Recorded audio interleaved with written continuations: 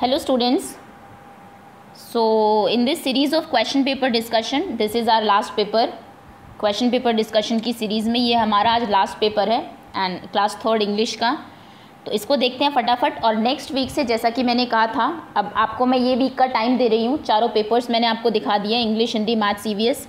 सभी पेपर्स आपने देख लिए होंगे, पेपर किस तरीके से आता है, किस तरीके से डिस्ट्रीब्यूशन होता है, कितना पार्ट ग्रामर का होता है, कितना पार्ट आपका डिफरेंट कौन कौन सी कॉम्पिटेंसीज होती है। तो नेक्स्ट वीक मंडे से मैं पीरियोडिक फर्स्ट के आपके जो क्वेश्चन पेपर है, क्विज बेस्ड पेपर, वो अपलोड करना स्टार्ट कर दूंगी, जो कि आपको नॉर्मल जैसे आप क्विजेज अटेम्प्ट करते हैं ऐसे ही अटेम्प्ट करने हैं, आंसर कमेंट सेक्शन में लिख के। ओके, सो आप सभी प्रिपेयर कर लेंगे। एक वीक है आपके पास, नेक्स्ट मंडे से हम ये काम स्टार्ट करेंगे। तो चलिए फटाफट आपको इंग्लिश का पेपर दिखा देते हैं। ओके, तो इंग्लिश के पेपर में जो डिस्ट्रीब्यूशन है आपका क्लास 3, क्योंकि फर्स्ट टाइम आप पेपर दे रहे हैं तो पहले डिस्ट्रीब्यूशन बता देती हूँ मैं आपको। रीडिंग के आपके 5 मार्क्स हैं, जहाँ पर आपको एक सीन पैसेज दिया जाएगा, आपकी बुक का एक पैसेज होगा, आपको उसको पढ़ना है and then there will be question answers on the basis of that. जो भी आपको पैसेज दिया हुआ है उसके बेसिस पे कुछ क्वेश्चन आंसर्स आपसे नीचे पूछे जाएंगे। 5 मार्क्स का ये होगा आपका। 5 मार्क्स का आपका पोएट्री एंड प्रोज के क्वेश्चन आंसर्स होंगे, वो आपकी बुक से होंगे, जो आपने पढ़े होंगे अपनी बुक में, उनमें से 5 नंबर का क्वेश्चन आंसर्स पूछे जाएंगे आपसे। 10 मार्क्स की आपकी ग्रामर होगी, देन 10 मार्क्स आपके क्रिएटिव राइटिंग के होंगे, 5 मार्क्स आपकी स्पेलिंग्स के होंगे एंड 5 मार्क्स आपके हैंड राइटिंग के होंगे कि आप कितना अच्छा लिखते हैं। तो इस तरीके से 40 मार्क्स का पेपर आपका होता है, 40 marks, and that you have to do in 90 minutes. 1.5 hour में, 1.5 घंटे में आपको पेपर ख़त्म करना होता है। तो चलिए let's begin now, paper start करते हैं। बिफोर दैट सबके लिए, अगर अभी तक आपने चैनल को सब्सक्राइब नहीं किया तो आपको पता है क्या करना है। वीडियो के नीचे राइट साइड में अगर रेड कलर से सब्सक्राइब लिखा है तो पहले आप उसको टैप कर देंगे और उसके बाद वीडियो देखना शुरू करेंगे, जिससे कि नेक्स्ट टाइम कोई भी वीडियो अगर आती है आपकी क्लास की तो आपके पास नोटिफिकेशन आ जाए। तो चलिए स्टार्ट करते हैं। जैसा कि मैंने कहा, पहला आपका रीडिंग का 5 मार्क्स का होगा। ये आपको एक पैसेज दिया हुआ है, एक पोएम दी हुई है आपकी बुक की, और फिर नीचे आपसे क्वेश्चंस पूछे जाएंगे। सो पैसेज कुछ इस तरीके से है। Good morning sky, good morning sun, good morning little wind that run. ये आपका फर्स्ट ही पोएम है, आई थिंक इंग्लिश का जो चैप्टर आपका फर्स्ट, वो यही है, गुड मॉर्निंग। कि बच्चा जो है वो स्काई को, सन को और विंड को, जो हवा बह रही है, तीनों को गुड मॉर्निंग बोल रहा है। Good morning birds, good morning trees and creeping grass and brownie बीज। तो जितने भी क्रीचर्स है बाहर, बर्ड्स हैं, आपके ट्रीज़ हैं, ग्रास है, बीज है, सभी को वो गुड मॉर्निंग कह रहे हैं। How did you find out it was a day. तुम्हें कैसे पता लगता है कि अभी दिन हो गया है। Who told you the night had gone away. कौन तुम्हें बताता है कि रात जा चुकी है। I am wide awake, I am up now too. मैं अब जाग चुका हूँ एंड उठ भी चुका हूँ।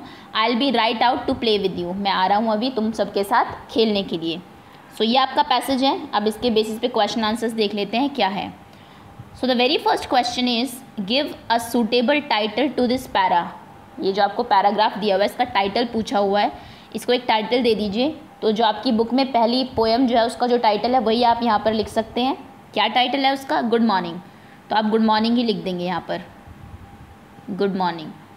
ओके, जो क्वेश्चन के आंसर्स मैं आपको देती हूँ आप उनके आंसर्स मत लिखा करें। मैंने देखे हैं बच्चे बहुत बड़े बड़े आंसर्स लिखते हैं आप लोग कमेंट सेक्शन में। तो जो आंसर मैंने आपको बता दिए वो आपको रिपीट करने की ज़रूरत नहीं है। जो मैं आपसे पूछती हूँ क्वेश्चंस वो आप कमेंट सेक्शन में लिखेंगे। ओके, तो नेक्स्ट क्वेश्चन है आपका, to whom does the child say good morning. बच्चा जो है किस किस को गुड मॉर्निंग बोल रहा है, तो बताइए किस किस को गुड मॉर्निंग बोला था उसने। गुड मॉर्निंग स्काई, स्काई को बोला। गुड मॉर्निंग सन, सन को बोला। तो आप सभी के नाम यहाँ लिखते रहिए। Good morning little wind, wind को बोला उसने ट्रीज़ को बोला, विंड, ट्रीज़। ओके, उसने बर्ड्स को बोला, बर्ड्स, और उसने ग्रास को बोला एंड बीज को बोला। तो इन सभी के नाम आप यहाँ पर ब्लैंक में लिख देंगे इसमें। ओके, चलिए next question. Next is when does the child wake up. बच्चा कब जागता है, तो when does he wake up, कब जागता है वो, in the morning. Okay, next question is opposite word of night. Night का ऑपोजिट क्या होता है? Opposite of night is day. और मॉर्निंग का ऑपोजिट क्या होता है ये मैं आपको पहले ही बता चुकी हूँ। मॉर्निंग का ऑपोजिट आप नाइट नहीं लिखेंगे, मॉर्निंग का ऑपोजिट होता है इवनिंग, डे का ऑपोजिट होता है night. Next is right the describing word in the blank. कैसी बीज, बीज कैसी है आपकी, ये क्वेश्चन मैंने आपसे जब क्विज हुई थी इस चैप्टर की गुड मॉर्निंग की, उसमें भी मैंने आपसे पूछा था और बहुत सारे बच्चों ने उसमें बजिंग बीज लिखा था। बजिंग नहीं है, वैसे बीज बज करती है, बट यहाँ पर जो वर्ड आपके पोएट ने बताया दैट इज़ ब्राउनी बीज। देखिए लिखा हुआ है ना, एंड ब्राउनी बीज, तो उसने जो वर्ड बताया दैट इज़ ब्राउनी, तो आप यहाँ पर ब्राउनी लिखेंगे। ओके, चलिए आगे आते हैं। Next is writing. अब राइटिंग का है आपका, राइटिंग में जैसे मैंने बताया था आपकी बुक के जो क्वेश्चन आंसर्स है आपसे वो पूछे जाएंगे। And the very first question is name 5 flowers growing in magic garden. आपका एक चैप्टर है मैजिक गार्डन, उसमें आप 5 फ्लावर्स के नाम बताइए जो कि गार्डन में थे उस टाइम पे, दैट वर ग्रोइंग देयर, जो वहाँ पर उगे हुए थे। तो नाम मैं उनके यहाँ पर लिख देती हूँ, आपने पढ़ा ही होगा chapter. The name was marigold, sunflower, sunflower था वहाँ पर, मैरीगोल्ड थे, सनफ्लावर्स, रोजेस थे, रोजेस ऊपर लिख देती हूँ, यहाँ शायद आपको ना दिखे, और उसके बाद पॉपीज़ एंड पैंसीज। ओके, तो ये फ्लावर्स थे हमारे जो कि मैजिक गार्डन में उगे हुए थे। ओके, सो ये आंसर आप यहाँ पर ब्लैंक में लिख देंगे। चलिए आगे आते हैं। नेक्स्ट क्वेश्चन है आपका, why is the child in the poem happy. आपकी आई डोंट नो कि किस पोएम की ये बात कर रहा है, मुझे अभी याद नहीं है। स्टार्टिंग की जितनी पोएम है आपकी उसमें किसी एक पोएम में ऐसा होगा the child must be happy, बच्चा जो होगा वो बहुत खुश होगा, तो आपको यहाँ पर रीज़न लिखना है कि बच्चा क्यों खुश था।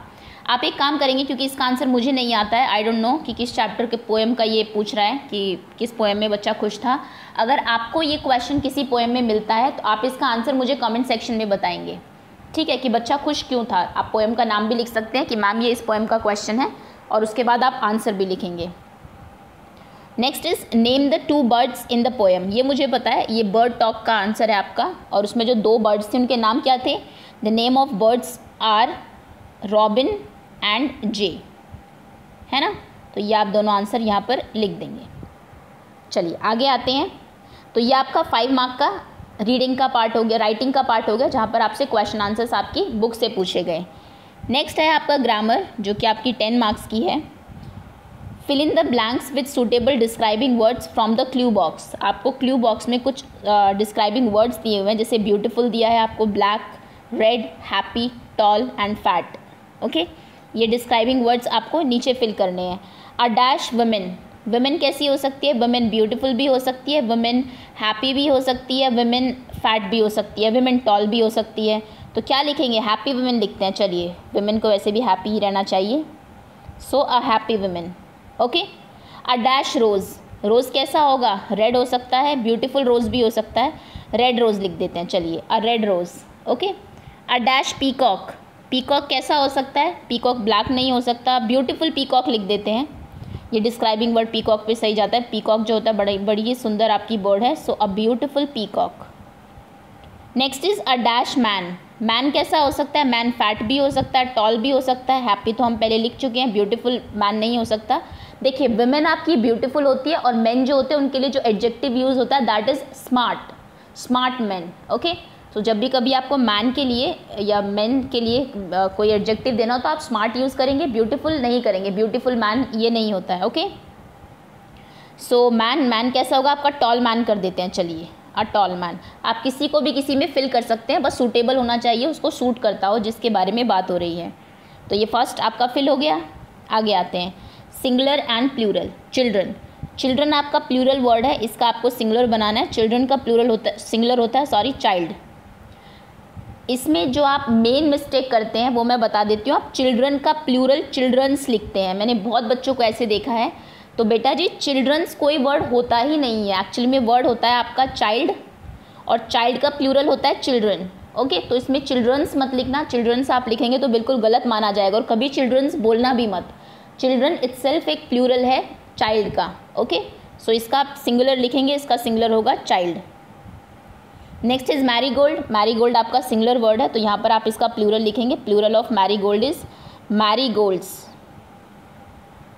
मैरीगोल्ड आप जानते हैं, गेंदे का जो आपका फूल होता है उसको हम लोग, फूल जो होता है उसको हम लोग मैरीगोल्ड बोलते हैं। Next is opposite, opposite morning, morning का ऑपोजिट क्या हो जाएगा, लास्ट में मैंने कहा था मॉर्निंग का ऑपोजिट नाइट नहीं लिखेंगे आप लोग, डे का नाइट होता है, मॉर्निंग का ऑपोजिट होगा evening. Okay, next women, women का ऑपोजिट क्या होगा, मेन। क्लियर है? चलिए आगे आते हैं। Next is rhyming word. Rhyming word में आपको ईट दिया हुआ है। ईट का क्या हो सकता है? ईट का फीट हो सकता है, FEET फीट, ईट फीट, है ना। अब ईट का एक राइमिंग वर्ड आप मुझे बताएंगे। ईट, फीट, ये मैं 2 बता चुकी हूँ। सिंग, सिंग का रिंग हो सकता है, रिंग मैंने बता दिया। एक राइमिंग वर्ड आप मुझे बताएंगे कमेंट सेक्शन में। तो ईट का राइमिंग वर्ड आपको बताना है, एक सिंग का बताना है, इनके अलावा बताना। बहुत बच्चे यही चीज़ें रिपीट कर देते हैं फिर नीचे।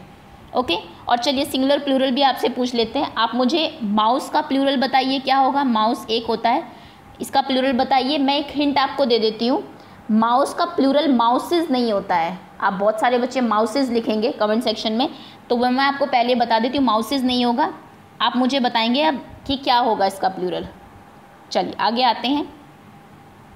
अब ये आपका 10 मार्क्स का यहाँ पर ग्रामर खत्म होता है। Next is creative writing.